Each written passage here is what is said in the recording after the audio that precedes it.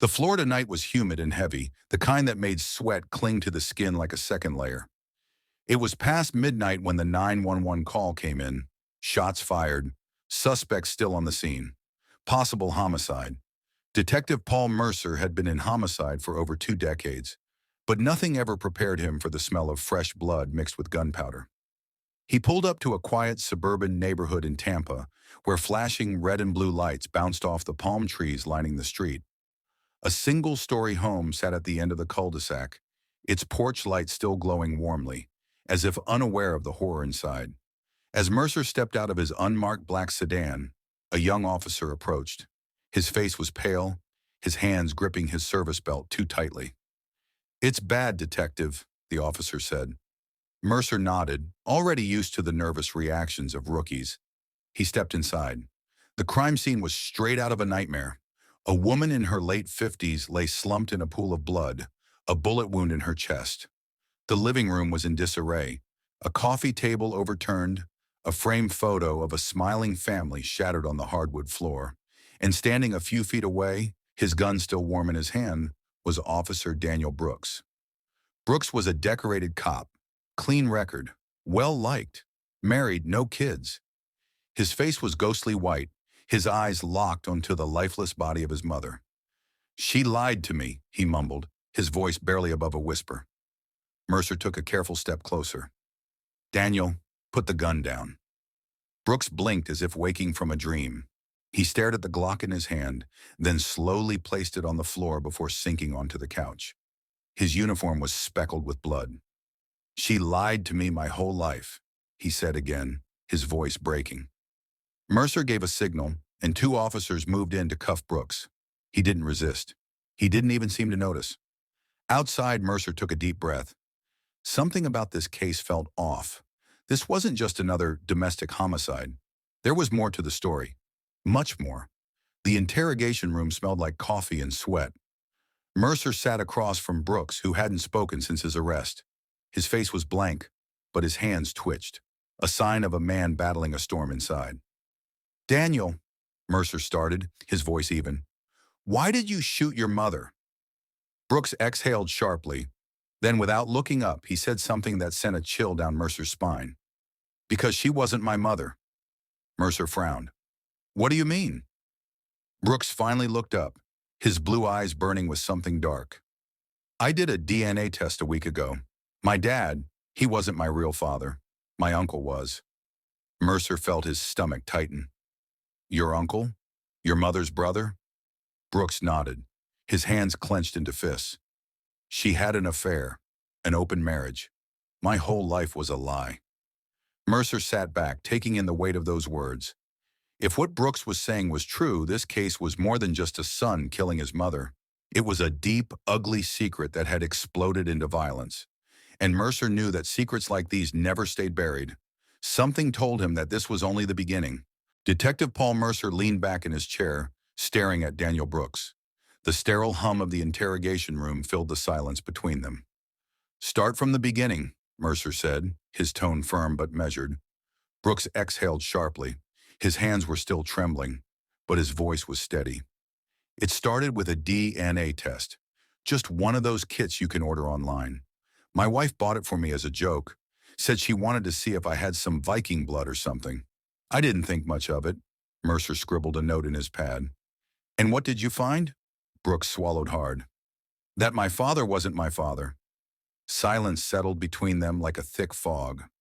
Mercer watched Brooks carefully. "What made you believe the results?" "At first I didn't. I thought maybe it was a mistake, or maybe my dad had been adopted and never knew. But then I saw a match. Someone with an unusually high percentage of shared DNA. Brooks clenched his jaw. It was my uncle, Robert. Mercer frowned. He had read the preliminary report. Robert Hastings, 62 years old, his mother's younger brother, lived in Jacksonville. "You're saying your mother had an affair with her own brother?" Mercer asked, trying to keep his voice neutral. Brooks shook his head violently. No, it wasn't like that. She was in an open marriage. My dad knew, at least about the affairs. He just never knew one of her partners was his own brother." Mercer took a slow breath.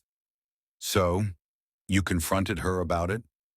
Brooks nodded, his fingers twitching. Tonight, I went over there because I couldn't sleep. My mind kept spinning. I needed to hear her say it. Mercer leaned in. Tell me exactly what happened. Brooks licked his lips, his eyes darting to the two-way mirror. I walked in, and she was in the kitchen, drinking tea like it was any other night. I told her about the DNA test. I told her I knew the truth, and she didn't even deny it. Brooks clenched his fist so tightly that his knuckles went white. She just looked at me and said, "You weren't supposed to find out." Like it was nothing. Like my whole life wasn't just shattered into pieces. His breathing grew uneven. I asked her if my dad ever knew. She said no. I asked if Robert knew. She hesitated. That's when I lost it. Mercer's grip on his pen tightened. You lost it? And then what? Brooks's face crumpled. I don't even remember pulling the trigger. 1 second she was standing there, and the next she was on the floor. His voice cracked. I didn't mean to. I swear I didn't mean to. Mercer let the confession hang in the air for a moment. Then he leaned back, exhaling slowly. Daniel, if this DNA test is real, I need to see it, and I need to speak with your uncle. Brooks gave a slow nod. Call my wife. She has it. Mercer pushed back his chair and stood. As he walked out of the room, he had only one thought. If Brooks was telling the truth, then Robert Hastings had some serious explaining to do, and Mercer intended to get every answer. Detective Paul Mercer drove through the dimly lit streets of Tampa, his mind racing. The DNA test was real. Brooks's wife had emailed him a copy. The results were undeniable.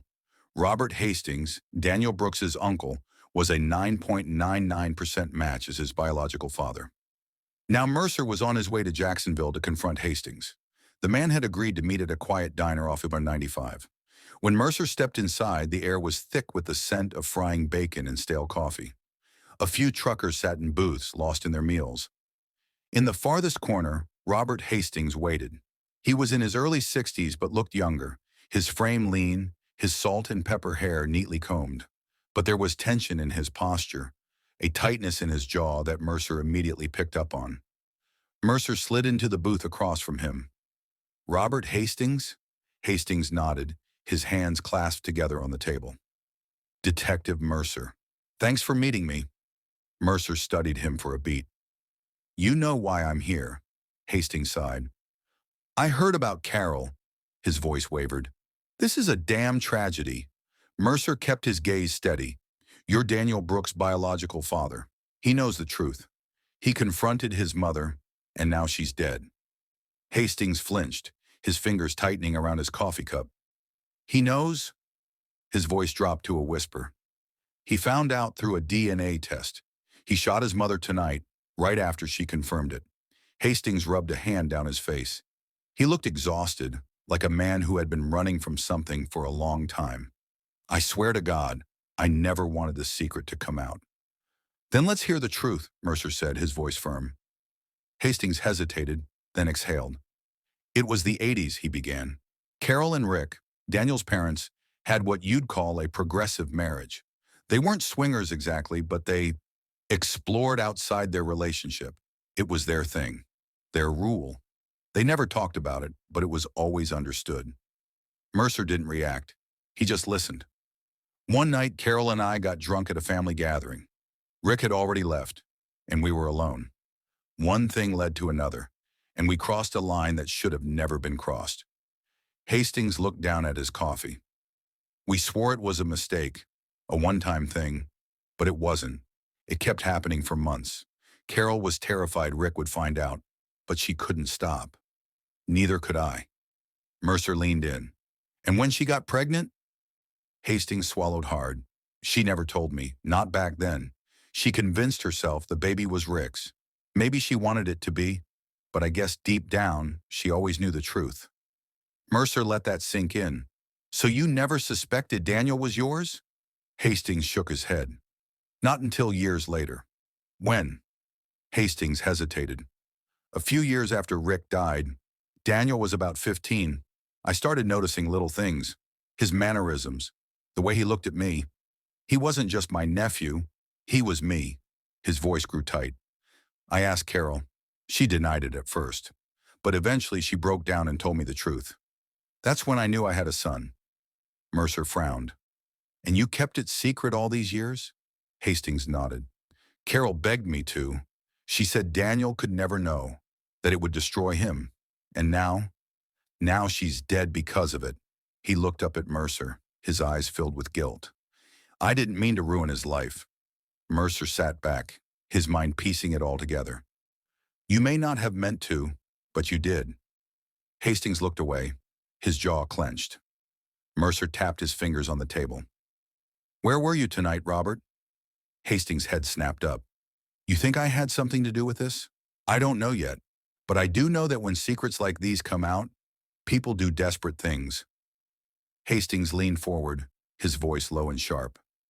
I didn't kill Carol, but I'll tell you this, detective. If Daniel knew I was his father, then someone else must have told him, and that means we're missing a piece of this puzzle. Mercer narrowed his eyes. If Hastings was telling the truth, then someone else had a hand in this mess, and Mercer intended to find out who. Detective Paul Mercer left the diner with a storm brewing in his mind. Robert Hastings' confession had unraveled years of buried secrets, but one thing stood out. If Daniel Brooks had never been meant to learn the truth, then who had led him to it?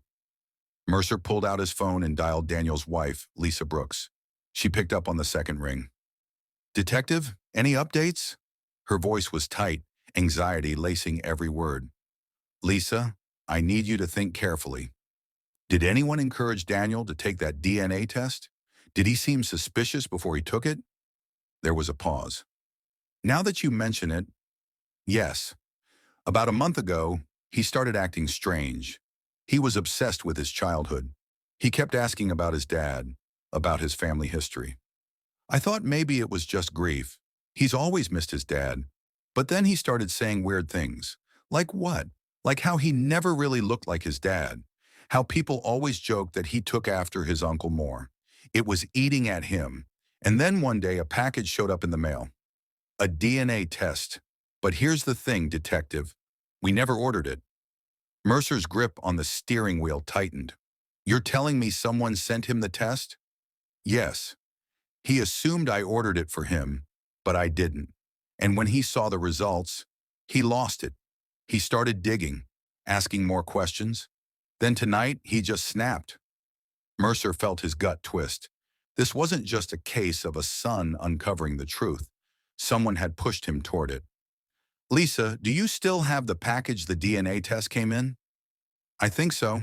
It should be in the trash, but I can check. Do that. I'll be there soon. Mercer arrived at the Brooks residence within the hour. It was a quiet suburban home, the kind with a neatly trimmed lawn and a porch swing, a stark contrast to the shattered life inside. Lisa met him at the door, dark circles under her eyes. She handed him a torn envelope. Here, it's from a generic return address, but maybe you can track it. Mercer examined the package. The sender's name was missing, but a P.O. box in Orlando was printed on the label. Did Daniel mention anyone who might have wanted him to find out the truth? Lisa hesitated. Just one person. His mother's old friend, Ellen Marks. She and Carol were close years ago, but they had a falling out. Daniel ran into her a few months ago at a coffee shop, and she told him something strange. What did she say? Lisa swallowed. She told him that sometimes the people who raise us aren't the ones who create us. Mercer's mind clicked into place. Ellen Marks, a friend turned enemy of Carol Brooks, a woman who might have known the truth about Daniel's parentage, and now a person of interest. Mercer found Ellen Marks' last known address, an apartment complex in Orlando. When he knocked, an elderly woman peered through the cracked door. Ms. Marks? I'm Detective Mercer, Tampa PD. I need to ask you a few questions about Carol Brooks. Her face went pale, but she opened the door. Inside, the apartment was small but tidy. Family photos lined the walls, though none of Carol. I heard about Carol, Ellen said softly. It's awful. Mercer studied her. Miss Marks, did you send Daniel Brooks a DNA test? She stiffened. Why would I do that? Because you knew the truth, and because you and Carol had a falling out. Did you want revenge? Her lips thinned. Revenge? Number? But Carol lied to that boy his whole life. I told her she was a coward for it. So you wanted him to know? Ellen exhaled. I didn't send him the test, but I might have encouraged him. I told him to start asking questions. I told him that secrets have a way of surfacing. Mercer crossed his arms. You knew what would happen if he found out, didn't you? She looked away. I hoped he'd confront her, make her tell the truth. I never thought he'd, kill her. Mercer's jaw tightened. Well, he did. And now I need to know if there's anything else you're keeping from me. Ellen hesitated. Then in a near whisper, she said something that sent a chill down Mercer's spine. You're looking in the wrong place, detective. Carol wasn't the only one keeping secrets. Mercer frowned. What do you mean? Ellen's eyes darkened. Robert Hastings knew about Daniel long before Carol admitted it. And I think he did a lot more than just keep it quiet. Mercer felt his stomach twist. There was more to this story, and he was going to find it. Detective Paul Mercer sat in his car outside Ellen Mark's apartment, her last words echoing in his mind. Robert Hastings knew about Daniel long before Carol admitted it. And I think he did a lot more than just keep it quiet. Mercer tapped his fingers on the steering wheel, thinking, if Hastings had known for years that Daniel was his son, why had he kept it secret? More importantly, was he hiding something bigger? There was only one way to find out. Mercer started the car and drove straight back to Jacksonville. This time, he wasn't meeting Hastings in a diner. He was going straight to his house. Hastings lived in a modest but well-kept home in a quiet neighborhood. When Mercer knocked, it took a moment before the door swung open. Hastings frowned when he saw him. Detective? What now? Mercer pushed past him into the house. We need to talk, Robert. And this time, I want the whole truth. Hastings sighed but didn't argue. He led Mercer into the living room, where an old leather recliner faced a television that was still on, muted. Mercer didn't waste time. How long have you really known Daniel was your son? Hastings rubbed his face. I already told you. Carol admitted it to me years ago. Mercer leaned in. But you knew before that, didn't you? Hastings hesitated. Robert, Ellen Marks told me you knew the truth long before Carol confessed. That means you were hiding something. So I'm asking you one last time, when did you find out? Hastings clenched his jaw. Then after a long pause, he sighed. I suspected from the beginning. But I didn't know for sure until Daniel was about 10. Mercer's stomach tightened. 10? That's 15 years earlier than what you told me before. Hastings looked away. I had a paternity test done in secret. Carol never knew. Neither did Rick. But I needed to know.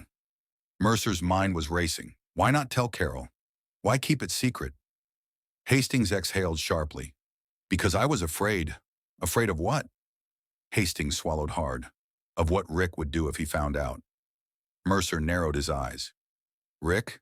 Daniel's legal father? Hastings nodded. You don't understand, Detective. Rick wasn't the man everyone thought he was. He was controlling, dangerous. Carol wasn't just in an open marriage. She was trapped in one. Mercer frowned. Explain. Hastings rubbed his hands together, his voice lowering. Rick forced Carol into that arrangement. It wasn't mutual. He wanted the freedom to sleep around, but he didn't want her to leave. He made her believe that as long as they were open, it wasn't cheating. Carol went along with it because she was scared. She wasn't happy. Mercer's pulse quickened.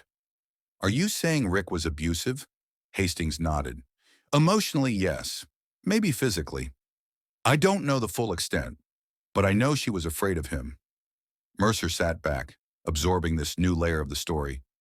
And when you found out Daniel was yours, you thought Rick would hurt her? Hastings nodded. Or worse. That's why I stayed quiet. Carol and I made a silent agreement.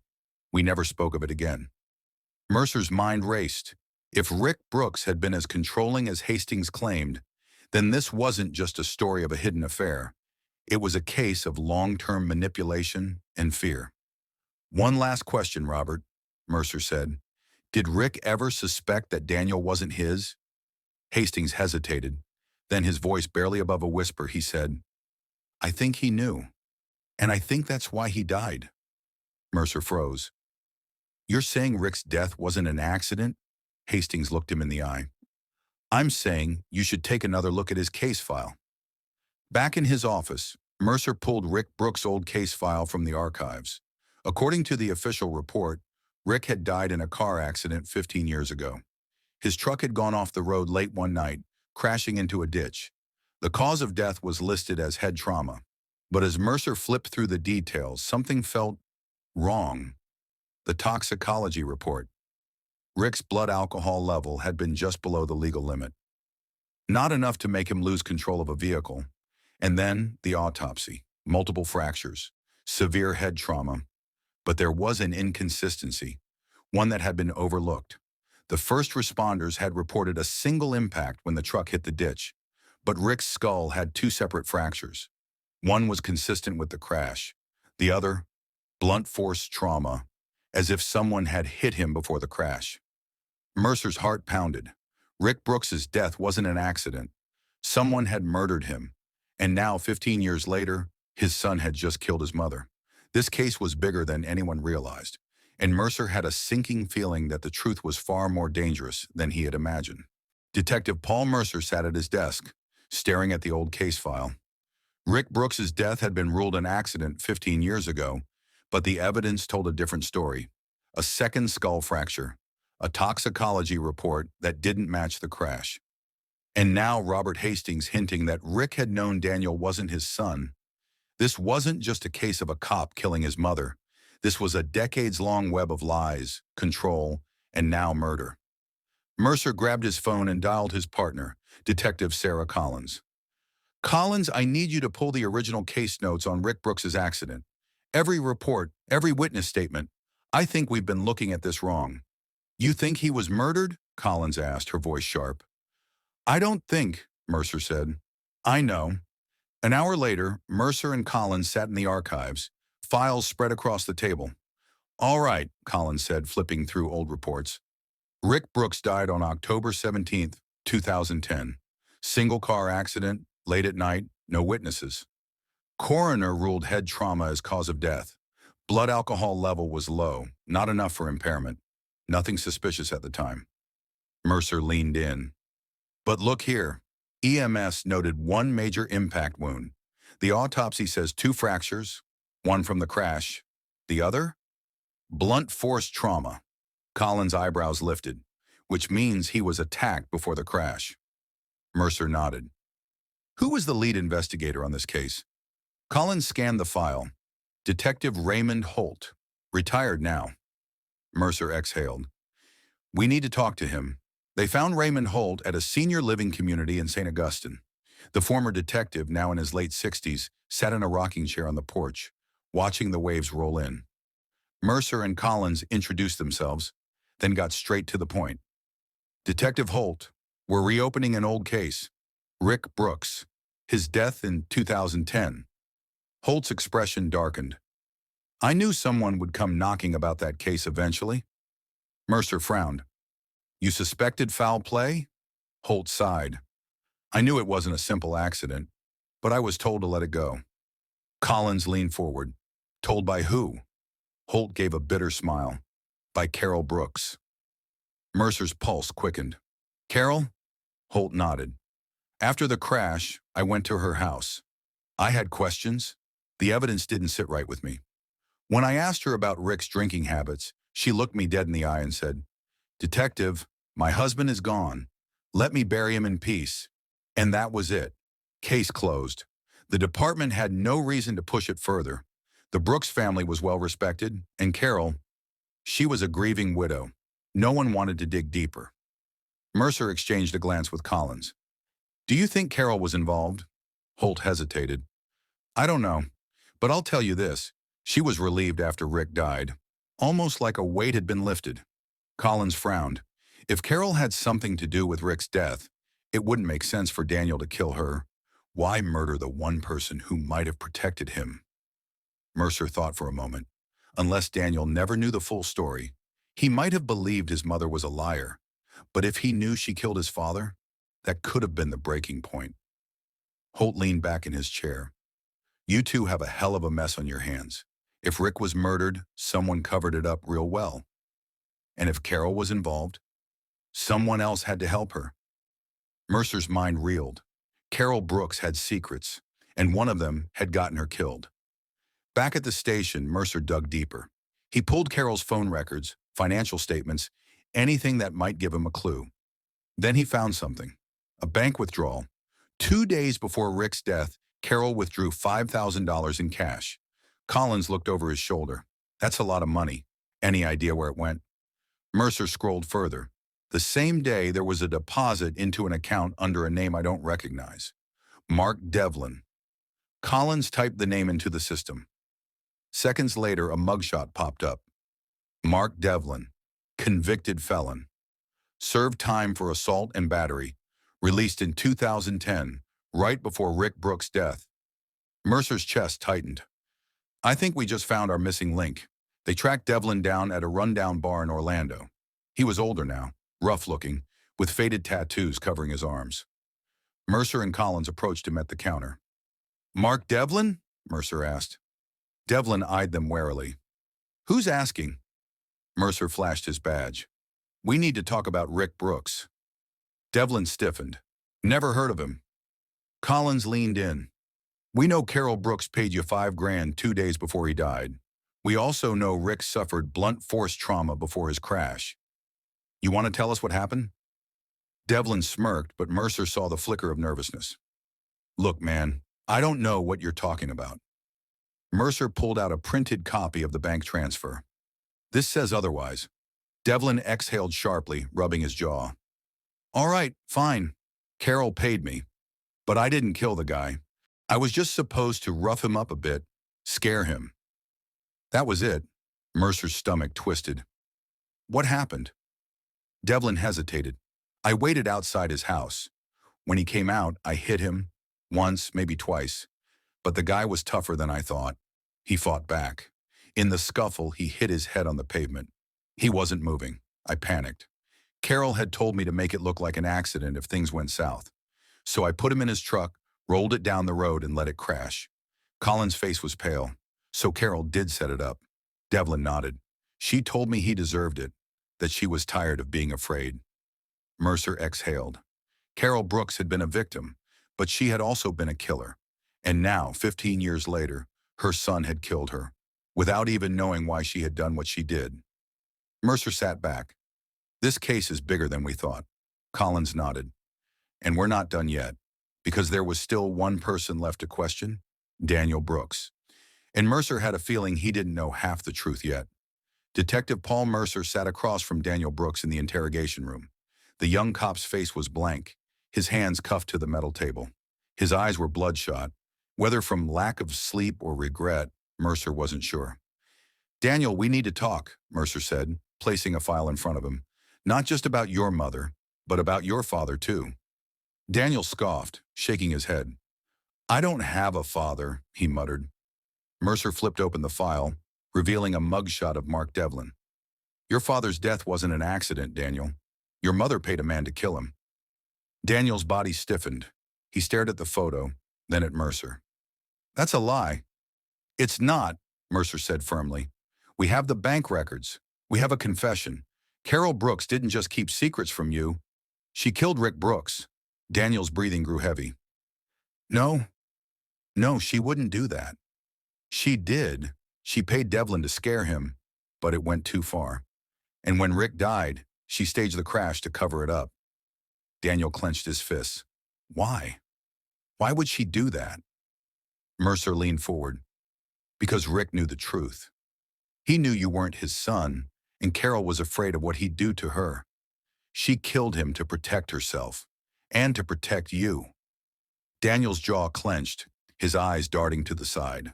He was processing everything, but Mercer wasn't done yet. You killed your mother because you thought she lied to you about your father. But Daniel, she wasn't just lying to you. She was trying to save you from the truth. Daniel's breathing hitched. Number, I didn't mean to. He trailed off, gripping his head.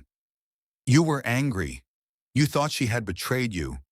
But Daniel, your mother died without ever telling you what she did for you. Silence filled the room. Then a single tear rolled down Daniel's face. I didn't know, he whispered. I know. Mercer said. But it's too late now. Daniel slumped in his chair. The weight of everything crashed over him. His father had been a monster. His mother had been a murderer. And he had killed the one person who had spent her whole life protecting him. Mercer exhaled, closing the file. Daniel Brooks, you are under arrest for the murder of Carol Brooks. Collins entered, reading him his rights. Daniel didn't resist. He just sat there, staring at nothing. Because now, he finally understood. The truth had destroyed his family, and now it had destroyed him too. Mercer sat at his desk, rubbing his temples. The case was over, but the weight of it remained. Carol Brooks had killed to escape a life of fear. Daniel Brooks had killed because of a life built on lies. And in the end, neither of them had won. Collins dropped a coffee on his desk. Hell of a case, huh?